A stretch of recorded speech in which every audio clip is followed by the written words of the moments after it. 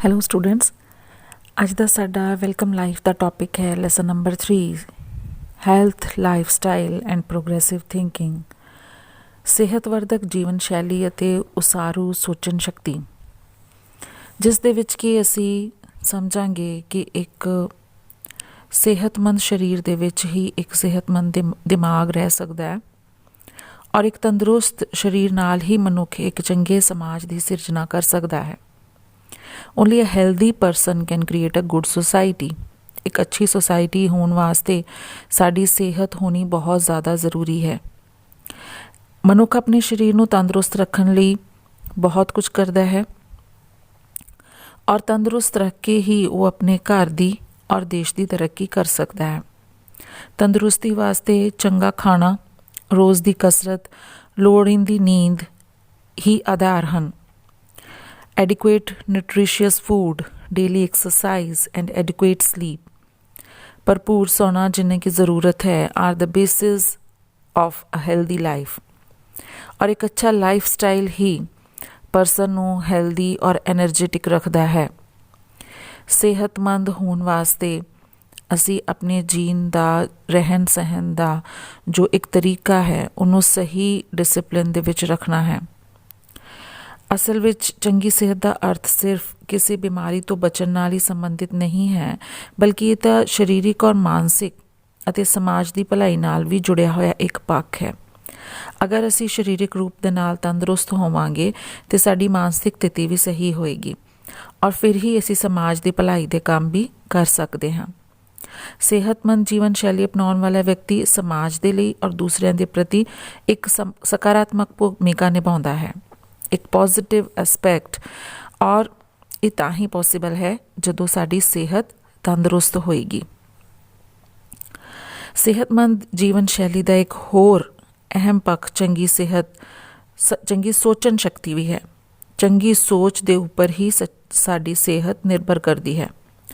ਮਨੁੱਖੀ ਜੀਵਨ ਖੂਬੀਆਂ ਅਤੇ ਖਾਮੀਆਂ ਦਾ ਮਿਸ਼ਰਣ ਹੈ। Man is a mixture of strengths and weaknesses and both these aspects leave their mark on the state of mind।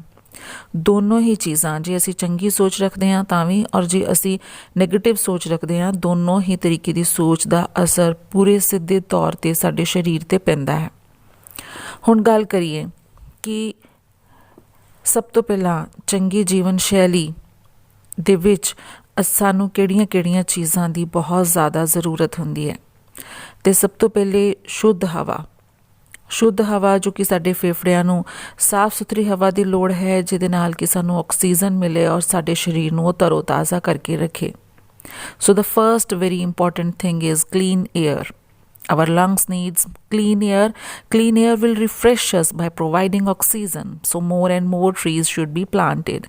ਜ਼ਿਆਦਾ ਤੋਂ ਜ਼ਿਆਦਾ ਪੇੜ ਉਗਾਉਣੇ ਚਾਹੀਦੇ ਜਿਹਦੇ ਨਾਲ ਕਿ ਸਾਨੂੰ ਸਾਫ਼ ਹਵਾ ਮਿਲ ਸਕੇ। And the second point is clean water।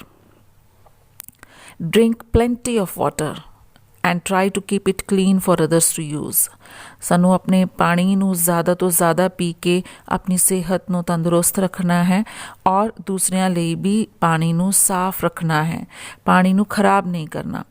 ਪਾਣੀ ਕੁਦਰਤ ਦੀ ਸਰਵੋਤਮ ਦੇਣ ਹੈ ਔਰ ਚੰਗੀ ਤਰ੍ਹਾਂ ਵਰਤੋਂ ਕਰਨ ਦੇ ਨਾਲ ਦੂਸਰਿਆਂ ਲਈ ਵੀ ਇਹਨੂੰ ਅਸੀਂ ਬਚਾ ਕੇ ਰੱਖਣਾ ਹੈ।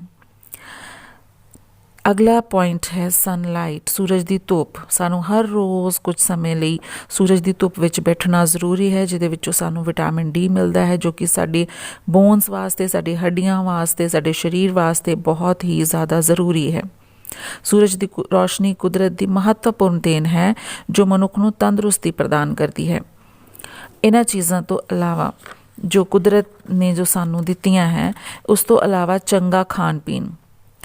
ਸਭ ਜਾਣਦੇ ਹਾਂ ਕਿ ਅੱਛੇ ਚੀਜ਼ਾਂ ਖਾਣ ਦੇ ਨਾਲ ਸਾਡੀ ਬੋਡੀ ਦੀ ਇਮਿਊਨਿਟੀ ਸਟਰੋਂਗ ਹੁੰਦੀ ਹੈ ਔਰ ਸਾਡੇ ਸਰੀਰ ਨੂੰ ਬਿਮਾਰੀਆਂ ਤੋਂ ਲੜਨ ਦੀ ਸ਼ਕਤੀ ਮਿਲਦੀ ਹੈ। ਅਗਰ ਅਸੀਂ ਉਹ ਚੀਜ਼ਾਂ ਖਾਵਾਂਗੇ ਜਿਹਦੇ ਨਾਲ ਕਿ ਸਾਡੇ ਸਰੀਰ ਨੂੰ ਕੋਈ ਵੀ ਤਾਕਤ ਨਹੀਂ ਮਿਲ ਰਹੀ ਅਤੇ ਅਸੀਂ ਕੋਈ ਵੀ ਛੋਟੀ ਮੋਟੀ ਬਿਮਾਰੀ ਤੋਂ ਹਾਰ ਜਾਵਾਂਗੇ ਔਰ ਸਾਡਾ ਸਰੀਰ ਜਲਦੀ ਥੱਕ ਜਾਏਗਾ।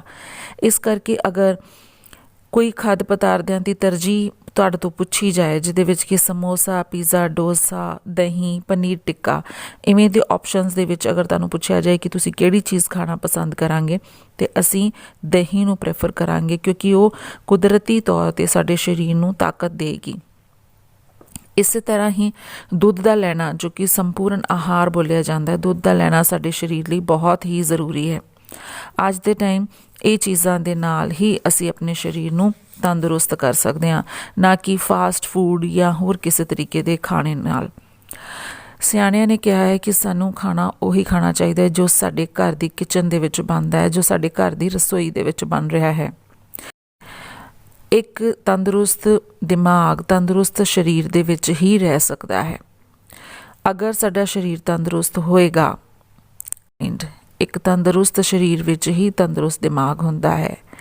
ਇਸ ਲਈ ਅਸੀਂ ਕਹਿ ਸਕਦੇ ਕਿ ਸਾਨੂੰ ਆਪਣੇ ਸਰੀਰ ਨੂੰ ਕਸਰਤ ਕਰਕੇ, ਸੰਤੁਲਿਤ ਭੋਜਨ ਕਰਕੇ ਸਿਹਤਮੰਦ ਬਣਾਉਣਾ ਹੈ, ਚੰਗੀ ਜੀਵਨ ਸ਼ੈਲੀ ਨੂੰ ਫੋਲੋ ਕਰਨਾ ਹੈ, ਔਰ ਨਾਲ ਹੀ ਅੱਛੀ ਕਿਤਾਬਾਂ, ਅੱਛੇ ਮੈਗਜ਼ੀਨਸ, ਨਿਊਜ਼ਪੇਪਰ ਦੇ ਵਿੱਚ ਅੱਛੇ ਆਰਟੀਕਲਸ ਪੜ੍ਹਨੇ, ਜਿਹਦੇ ਨਾਲ ਕਿ ਸਾਡੀ ਸੋਚ ਵੀ ਅੱਛੀ ਬਣ ਸਕੇ। ਉਸ ਤੋਂ ਬਾਅਦ ਮਾਨਸਿਕ ਵਿਕਾਸ ਦੀ ਅਗਰ ਗੱਲ ਕੀਤੀ ਜਾਏ, ਦਿਮਾਗੀ ਤੌਰ 'ਤੇ ਜਿਵੇਂ ਕਿ ਸਾਡੇ ਸਰੀਰ ਨੂੰ ਕਸਰਤ ਦੀ ਜ਼ਰੂਰਤ ਹੈ, ਚੰਗੀ ਖੁਰਾਕ ਦੀ ਜ਼ਰੂਰਤ ਹੈ, ਉਸੇ ਹੀ ਤਰ੍ਹਾਂ ਸਾਡੇ ਮਾਈਂਡ ਨੂੰ, ਸਾਡੀ ਆਤਮਾ ਨੂੰ ਵੀ ਚੰਗੀ ਚੀਜ਼ਾਂ ਦੀ ਜ਼ਰੂਰਤ ਹੈ, ਚੰਗੀ ਖੁਰਾਕ ਦੀ ਜ਼ਰੂਰਤ ਹੈ। ਔਰ ਫਿਰ ਅਧਿਆਪਕ ਆਪਣੇ ਬੱਚਿਆਂ ਨੂੰ, ਸਟੂਡੈਂਟਸ ਨੂੰ ਵੈਲਕਮ ਲਾਈਫ ਪੜ੍ਹਾਉਂਦਿਆਂ ਹੋਇਆਂ ਇੱਕ ਛੋਟੀ ਜਿਹੀ ਕਿਰਿਆ ਕਰਕੇ ਉਹਨਾਂ ਨੂੰ ਅੰਤਰ ਧਿਆਨ ਹੋਣ ਦੀ ਜਾਂ ਸੋਚਣ ਸ਼ਕਤੀ ਨੂੰ ਪੋਜ਼ੀਟਿਵ ਬਣਾਉਣ ਦੇ ਲਈ ਐਕਸਰਸਾਈਜ਼ ਕਰਵਾਉਂਦੇ, ਜਿਹਦੇ ਵਿੱਚ ਕਿ ਕਿਹਾ ਜਾਂਦਾ ਕਿ ਬੱਚਿਆਂ ਨੇ ਅੱਖਾਂ ਬੰਦ ਕਰਕੇ ਆਲੇ ਦੁਆਲੇ ਤੋਂ ਆਪਣੇ ਆਪ ਨੂੰ ਸੰਕੋਚ ਕੇ, ਆਪਣੇ ਵਿਚਾਰਾਂ ਨੂੰ ਸੰਕੋਚ ਕੇ ਸਿਰਫ ਆਪਣੇ ਅੰਦਰ ਹੀ ਗੱਲਾਂ ਕਰਨੀਆਂ ਹੈ। ਔਰ ਕਿਹੋ ਜਿਹੀਆਂ ਗੱਲਾਂ ਕਰਨੀਆਂ ਹੈ, ਕਿਸ ਤਰੀਕੇ ਦੇ ਨਾਲ ਆਪਣੇ ਬ੍ਰੇਨ ਨੂੰ, ਆਪਣੀ ਸੋਲ ਨੂੰ ਤਾਕਤ ਦੇਣੀ ਹੈ। ਕੀ ਬੋਲਣਾ ਹੈ ਉਹਨਾਂ ਨੇ? ਮੈਂ ਆਪਣੇ ਮਾਤਾ ਪਿਤਾ ਦਾ ਪਿਆਰਾ ਬੱਚਾ ਹਾਂ, ਮੈਨੂੰ ਮੇਰੇ ਮਾਤਾ ਪਿਤਾ ਬਹੁਤ ਪਿਆਰ ਕਰਦੇ ਔਰ ਮੈਂ ਸਕੂਲ ਦਾ ਅਨੁਸ਼ਾਸਨੀ ਵਿਦਿਆਰਥੀ ਹਾਂ। ਮੈਂ ਆਪਣੇ ਘਰ ਪਰਿਵਾਰ ਨੂੰ ਸੇਧ ਲੈ ਕੇ ਜੀਵਨ ਵਿੱਚ ਬਹੁਤ ਵਧੀਆ ਇਨਸਾਨ ਜੋ ਕਿ ਮੇਰੇ ਅਧਿਆਪਕਾਂ ਦੀ ਅਗਵਾਈ ਦੇ ਨਾਲ ਹੀ ਮੇਰਾ ਸੁਪਨਾ ਪੂਰਾ ਹੋਣਾ ਹੈ। ਮੇਰੇ ਅੰਦਰ ਮੇਰੇ ਪਰਿਵਾਰਿਕ ਸਹਿਯੋਗ ਸਦਕਾ ਬੇਸ਼ੁਮਾਰ ਤਾਕਤ ਹੈ, ਬਹੁਤ ਜ਼ਿਆਦਾ, ਅਤੇ ਮੇਰੇ ਅਧਿਆਪਕਾਂ ਨੇ ਮੇਰੀ ਕਮੀਆਂ ਨੂੰ ਤਾਕਤ ਵਿੱਚ ਬਦਲ ਦੇਣਾ। ਮੇਰੇ ਪਰਿਵਾਰ ਕਾਰਨ ਕੁਝ ਗੁਣ ਮੇਰੇ ਅੰਦਰ ਹਨ ਜਿਨ੍ਹਾਂ ਨੂੰ ਸਕੂਲ ਵੱਲੋਂ ਸੇਧ ਮਿਲਣ ਤੋਂ ਬਾਅਦ ਮੈਂ ਸਮਾਜਿਕ ਗੁਣਾਂ ਵਿੱਚ ਤਬਦੀਲ ਕਰ ਲੈਣਾ ਹੈ।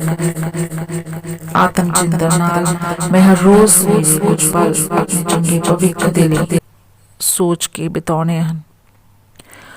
ਔਰ ਅੱਛੀ ਸੋਚ, ਉੱਚੀ ਸੋਚ, ਉਡਾਰੀ ਉੱਚੀ, ਵਿਚਾਰਾਂ ਨਾਲ ਉਸਾਰੀ ਉੱਚੀ, ਵੱਡਾ ਸੁਪਨਾ ਲੈ ਕੇ ਔਰ ਵੱਡੇ ਐਫਰਟ ਕਰਕੇ ਅਸੀਂ ਆਪਣੀ ਜ਼ਿੰਦਗੀ ਨੂੰ ਸਫਲ ਬਣਾ ਸਕਦੇ ਹਾਂ।